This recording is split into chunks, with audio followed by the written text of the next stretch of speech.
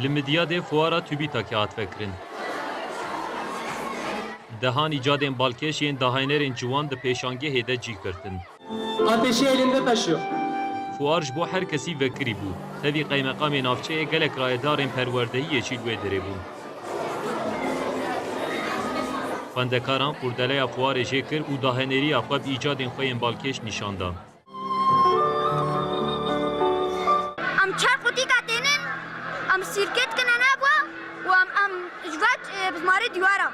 Am baqet pê vetkin û artık silît kine nev qutika da. û milletê jî dêne demê artık silît çê lamba pê dikeve. Yekî kamyonên robot yek jî komîkên pervanekirî çêkir. Tevî mamoste û xwendekaran welatî jî hatibûn fuarê. Çîk çêkirina her yekî ji xwe re deneyek çêkiriya ji bo îlerî got mesela însan beçiqa zamanê wayê çîk çêbê gelişmiş bibin. Her yekî ji xwe re projek hazırlamış kiriye proje xwe tanıtmış dikin. Hemû nêzîka 100 proje çêkirine meelmê xwe fenêra qebra va qaymeqam jî hatiye fuarama bi deney çê dikin.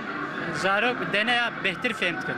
Bêhtir hişêwa çêpêş